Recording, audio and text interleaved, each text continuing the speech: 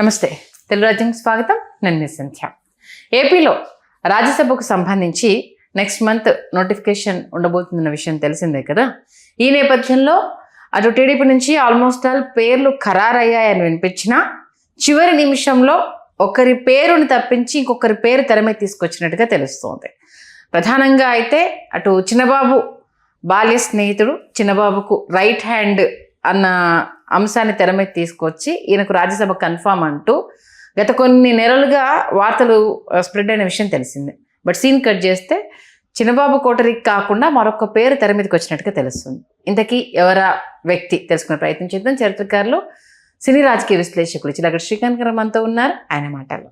శ్రీకాంత్ గారు నమస్తే. నమస్కారం సంధ్య.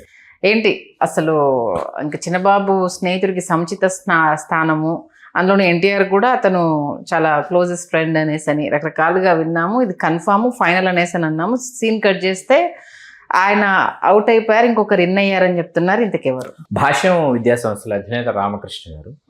భాష్యం రామకృష్ణ గారి పేరు ఇప్పుడే కాదు, గతంలో కూడా మనం విశ్లేషణలో చెప్పాం. భాష్యం రామకృష్ణ గారి పేరుని పరిగణలోకి తీసుకుంటారని ముందు చెప్పింది మనమే, తెలుగు రాజ్యంలోనే చెప్పాం. వాస్తవానికి భాష్యం రామకృష్ణ గారు 2014 ఎన్నికల్లోనే నర్సరావుపేట లోక్సభ నియోజకవర్గం నుంచి పోటీ చేయాలి. ఓకే. కాకపోతే రాయపాటి సాంబశివరావు గారు కాంగ్రెస్ని విడిచి తెలుగుదేశంలోకి వచ్చి this is my last election అని చెప్పి పోటీ చేయడానికి ఆయన సంసిద్ధుడు కావడంతో ఆయన కోసం భాష్యం రామకృష్ణ గారు పక్కకు తప్పుకున్నారు.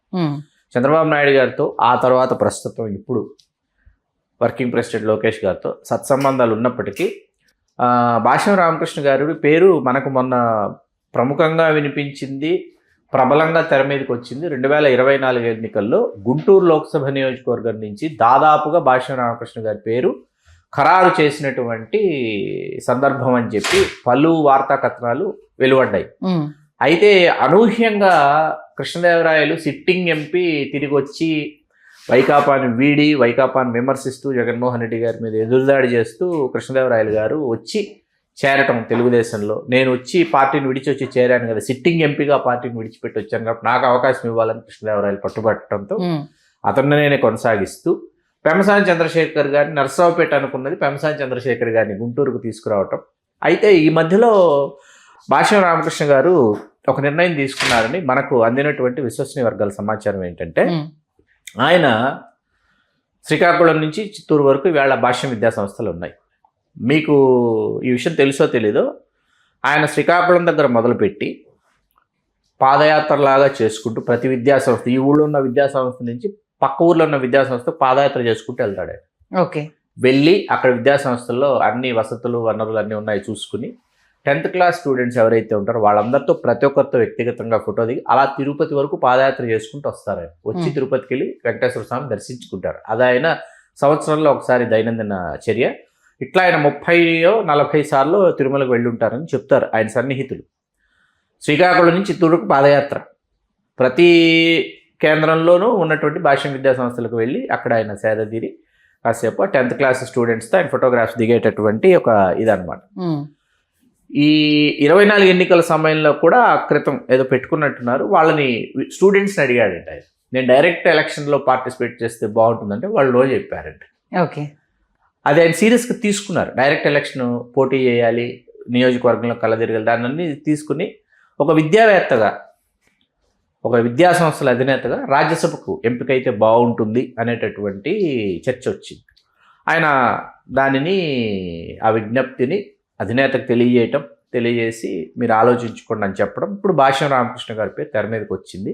కిలార్ రాజేష్ గారిని తప్పిస్తారు, సానా సతీష్ గారిని కొనసాగిస్తారు. 16 నెలలు మాత్రమే సానా సతీష్ గారు చేశారు కాబట్టి సానా సతీష్ గారు మరొకసారి అవకాశం అడుగుతున్నారు. ఆయన సానా సతీష్ గారి performance is also very good. రాజ్యసభలో ఆయన పెర్ఫార్మెన్స్ చాలా బాగుంది. కాకపోతే ఏంటంటే క్యాడర్ నుంచి ఆల్రెడీ ఒకసారి అవకాశం ఇచ్చారు కదా, ఇవ్వని వాళ్ళకి ఇస్తే బాగుంటుంది అనేసి అని అంటే వల్లరామయ్య గారు కూడా ఎక్స్పెక్ట్ చేస్తున్నారు. తప్పకుండా మీకేంటంటే 16 నెలలే చేశారు కదా, మరొకసారి అవకాశం ఇస్తే బాగుంటుంది అన్నది ఆయన వైపు నుంచి, సానా సతీష్ గారి వైపు నుంచి వచ్చిన విజ్ఞప్తి. వల్లరామయ్య గారు ఏంటంటే ఇప్పుడు కాకపోతే ఇంకెప్పుడు కాలేనన్నది వల్లరామయ్య గారి ఆవేదన. వీటిని అధినేత పరిగణలోకి తీసుకోవాలి. భాష్యం రామకృష్ణ గారి పేరు అయితే ప్రముఖంగా తెర మీదకి వచ్చింది. భాష్యం రామకృష్ణ గారే రాజ్యసభ అభ్యర్థి అయ్యేటటువంటి అవకాశాలు మెరుగ్గా ఉన్నాయి.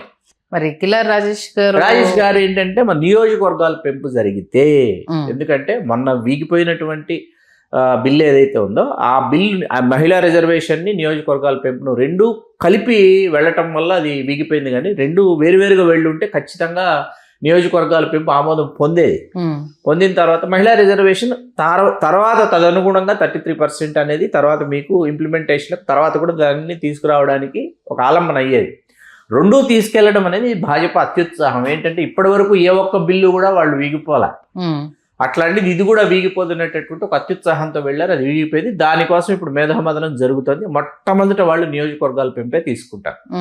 నియోజకవర్గాల పెంపు తీసుకున్నప్పుడు ఏమవుతుందంటే కిలారి వెంకటరాజేష్ లాంటి వాళ్ళకి ఎక్కడి నుంచి అయినా ఖచ్చితంగా పోటీ చేసేటటువంటి అవకాశం, లోక్సభ నుంచి కావచ్చు, లేదు నేను శాసనసభకు పోటీ చేస్తా, భవిష్యత్తులో లోకేష్ గారు ముఖ్యమంత్రి అవుతారు, ఆయన మంత్రివర్గంలో నాకు మంత్రిగా చెయ్యాలని ఉంది. ఎందుకంటే నెక్స్ట్ టీం లోకేషే అండి. టీం లోకేషే ఫ్రంట్ వారియర్స్గా వాళ్ళు తెలుగుదేశం పార్టీకి సంబంధించిన ఫేసెస్ వాళ్ళే మీకు తెలుగుదేశం పార్టీకి సంబంధించినటువంటి నాయకులుగా వాళ్ళు అవతరించేటటువంటి ఒక సరికొత్త యువతరం, సరికొత్త రాజకీయ నాయకులు వాళ్ళు మీకు రేపు అవతరించబోతున్నారు. కాబట్టి ఏంటంటే కిలార్ రాజేష్ సేవలు పార్టీకి అవసరం. లోకేష్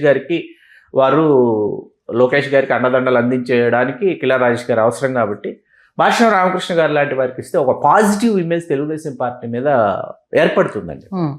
కాబట్టి దానిని మనం కొట్టిపారేయడానికి వీల్లేదు. Okay, he deserves also.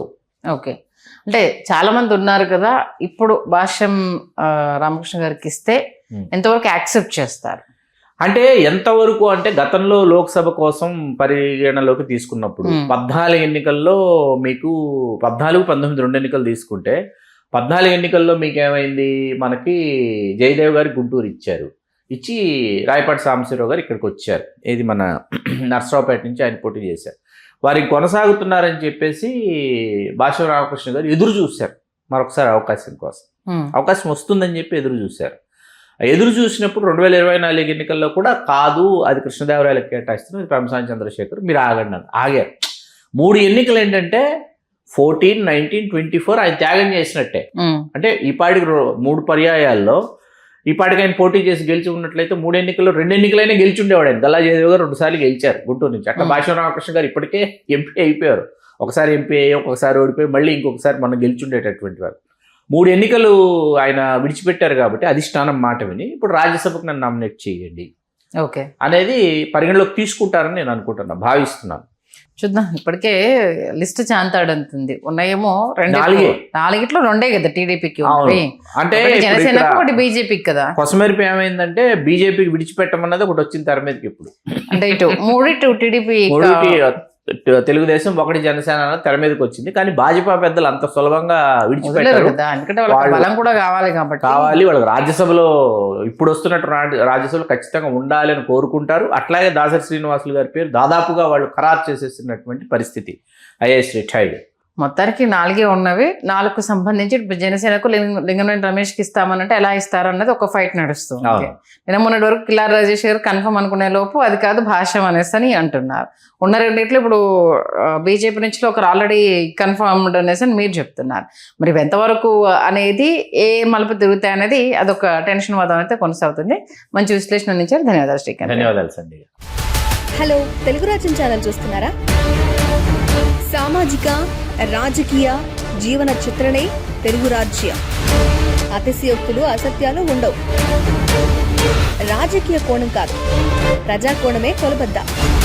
Telugu రాజ్యం వీక్షణ మీ ఉత్తమ అభిరుచికి నిదర్శనం.